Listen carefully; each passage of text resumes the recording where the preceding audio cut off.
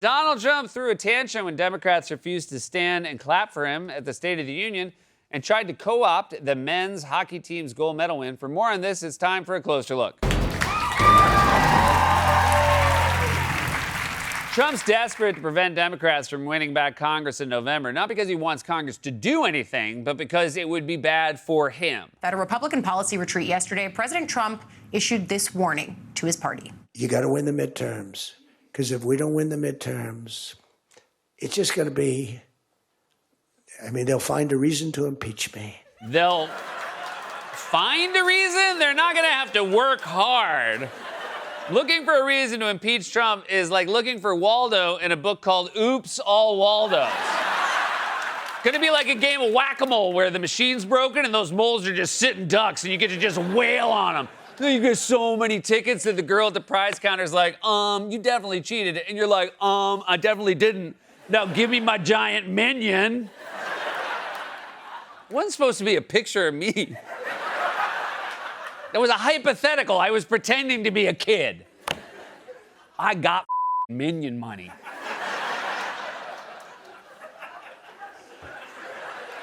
But Donald, if you're wondering, Donald, what they might find to impeach you over, how about the fact that your family's crypto company took $500 million from an Abu Dhabi royal known as the Spy Sheik, or the fact that you let a drug kingpin who, quote, flooded America with cocaine out of jail, or the fact that you're terrorizing cities and rounding up children, or the fact that your name appears more often in the Epstein files than Eddie Murphy's name appears in the credits of The Nutty Professor. At this point, Trump's best defense will be that he didn't do any of this stuff, and it was Don Jr. dressed as him in full Clumps makeup.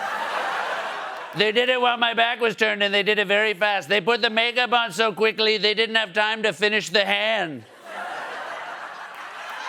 And I do apologize that we haven't had time to do a full deep dive on the fact that our president has what's known as Addams Family hand.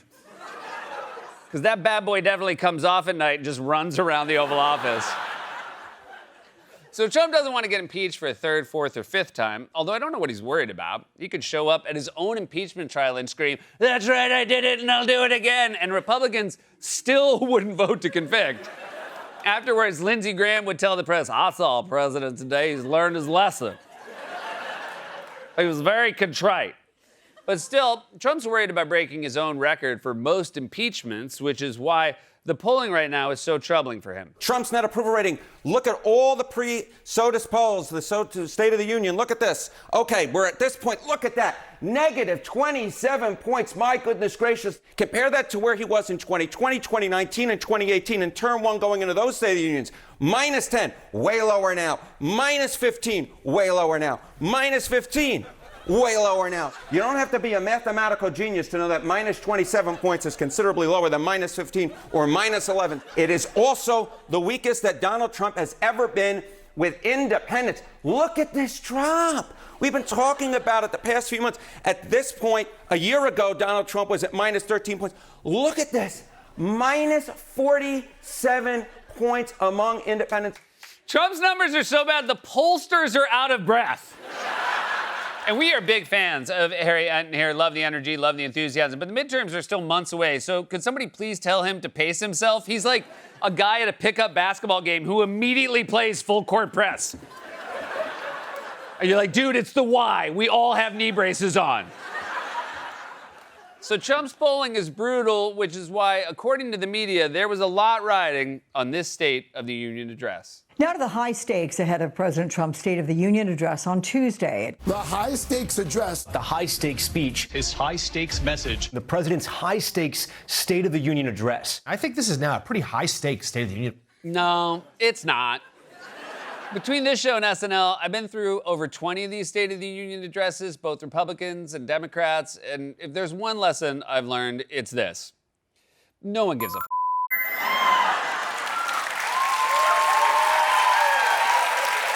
Look, the whole thing, no matter the party, it's a stupid idea to begin with, to let the person in charge of the nation give the State of the Union speech. What are they supposed to say? This place is a dump. Who's running this circus?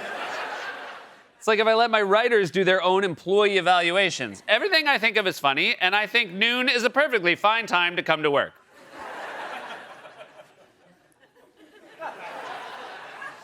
No, that makes up for you using me in the Dave & Buster's.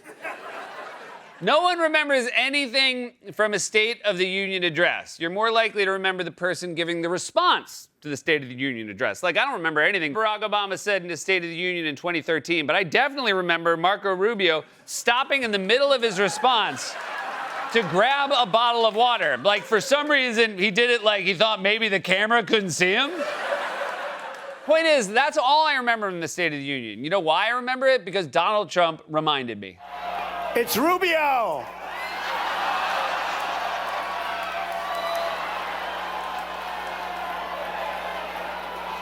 That's what it.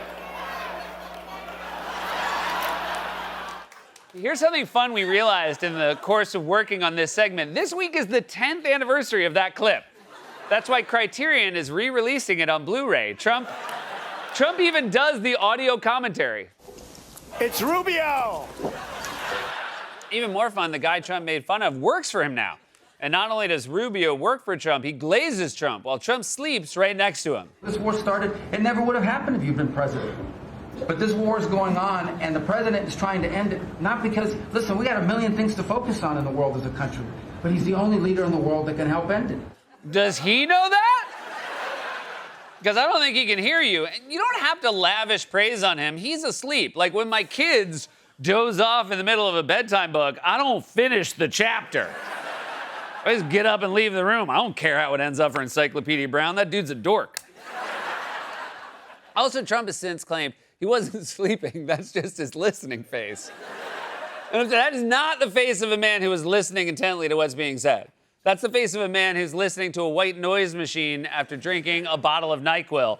And even if he was listening, that's a rude face to make. Like, imagine if a guest on this show was telling a story and then it cut to me looking like that. Here, I'll show you. It's much friendlier here. So, like, it's much friendlier, appreciative. People like something, they want to show you how much they like it.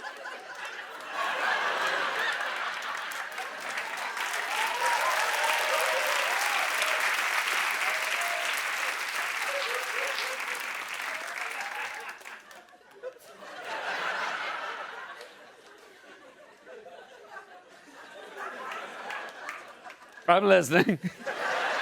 By the way, Republicans actually think this kind of thing makes Trump look good. We got the hardest working president ever. President Trump sleeps about 2 hours a day. Yeah, and those 2 hours are during meetings.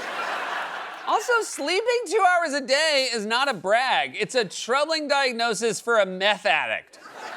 And we know he's not using the time well. He's only sleeping 2 hours a day because he's up at ungodly hours posting AI videos of himself playing ice hockey or flying a plane that dumps poop on protesters or announcing he's going to send a great hospital boat to Greenland to take care of the many people who are sick, even though no one knows what the he's talking about. And by the way, they have universal health care. We don't. The U.S. sending a hospital boat to Greenland is like Ireland sending a pasta boat to Italy. No thanks, we're good. You're gonna love our noodles. Very hard. I should never try to go from Irish to. I can't do both at once. They gotta put a lot of gap between. Here. It's an okie. So Republicans want you to think that if Trump just gives one really good speech, he'll suddenly be super popular again. But as you can see from the polling conducted after the speech, that's not true. Even if you poll a group of people who are mostly Republicans. This is a poll of speech watchers. They tend to be fans of the president. So the polling universe here is about 13 points more Republican than the overall population usually is. 38% said they had a very positive reaction to the speech. Joe Biden 4 years ago, 41% very positive reaction. Trump's State of the Union polled worse than Biden's, but I mean, that's not a fair comparison. Joe Biden was riding high. We all remember what happened immediately after Biden's speech. He crushed his debate with Trump, coasted to a second term, had his face added to Mount Rushmore, and won the Tour de France. Sorry, what's that? He was so unpopular, his own party forced him out? All right, well, I'm sure that's where the parallels end, right? Whoa! Now, in fact, Trump might want to go back to sleep when he sees the polling, which found that his State of the Union speech was the least popular this century. So it was the least popular. That's okay. I'm sure it was the most something. At 1 hour and 47 minutes, it was the longest State of the Union speech in history. So bad news, it sucked. Good news, it went on forever. I'm sorry, but if I'm going to sit through something that long, it better end up back at the Shire. So the polling was bad before the speech and bad after the speech. And on top of that, it was long and boring. Or if you're a Republican and you have to be nice to Trump. I think it was the best State of the Union speech that I've seen. President Trump gave a majestic speech tonight. I think this could have been the best speech he has ever delivered. Any historian who's writing about this presidency has to watch this speech tonight and read it carefully. Historians have to read it carefully? Trump didn't even read it carefully. Seriously, listen to this and tell me this isn't the first time he is seeing these words. Americans ventured out across the daunting and dangerous continent. We carved paths through an unforgiving wilderness, settled a boundless frontier, and tamed the beautiful but very, very dangerous Wild West. From empty marshes and wide open plains, we raised up the world's greatest cities. Together, we mastered the world's mightiest industries and shattered history's monstrous tyrannies. Am I listening? It's never a good sign when a guy's just like gripping the podium. As we go through this great nation. Such a smooth switch from one teleprompter to the other.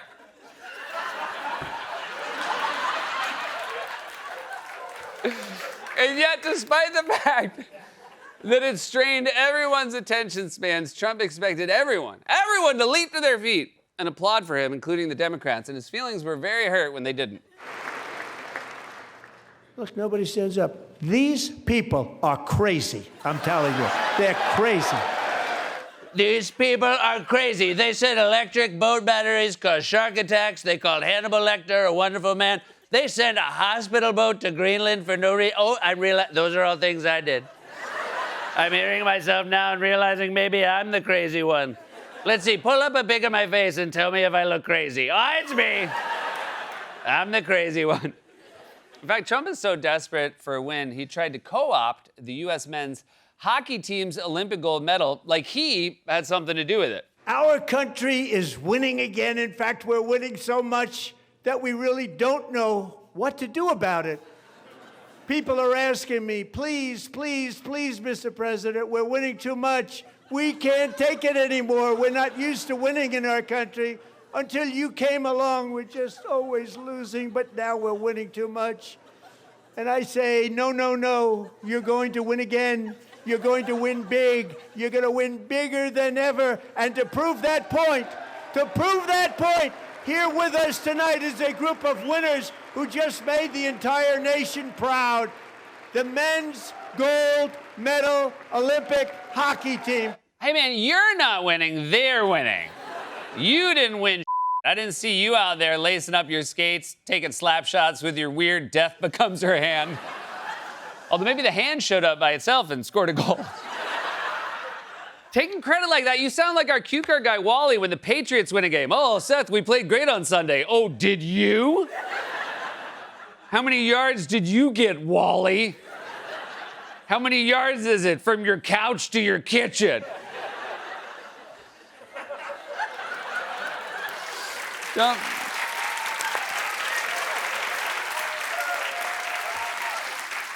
Trump used this speech the way he uses all of his speeches, as a vehicle to attack anyone who doesn't bend the knee. And since that's a majority of the country, his polling is terrible. Republicans think this strategy is working, but that's only because they're crazy. This has been